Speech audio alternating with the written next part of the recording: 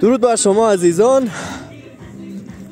همونطور که قبلا گفتم راجع به چراغ قوای یووی، ما الان با دوستان اومدیم تفریح بگردیم. ببینید در این حین میتونید با داشتن این چراغ قوه، اول اینکه چون چند حالت هست، ببینید برای روشنیش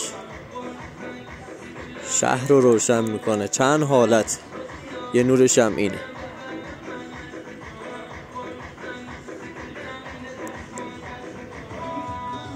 بعد از چراغ یوویش هم میشه استفاده کرد، سنگی چیزی یافت کرد به این چراغ یوویشه اگه چیز ارزشمندی باشه.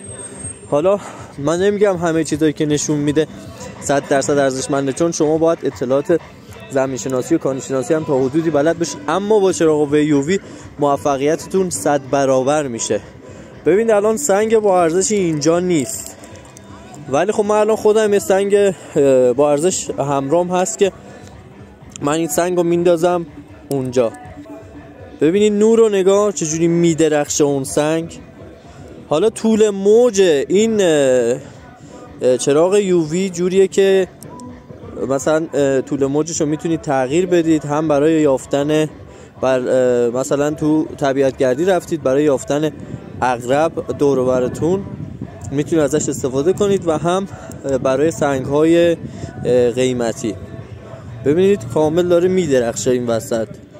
شما خیلی راحت میتونید از اینجور چراغ قوا استفاده کنید برای یافتن سنگ های قیمتی.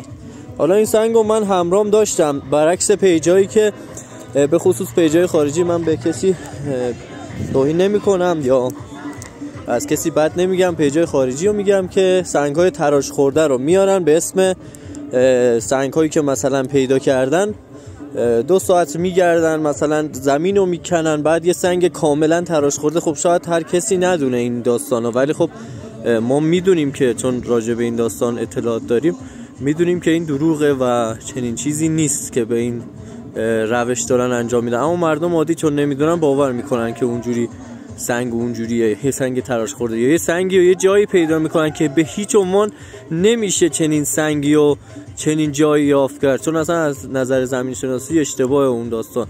ولی خب فقط برای گول زدن شماست. اینم چراغ قوه تستش تو محیط. گفتم که ما هم اومدیم تفریح، شما هم میتونید ازش استفاده کنید واسه یافتن سنگ‌های قیمتی، همین که کارتون رو راه بندازه.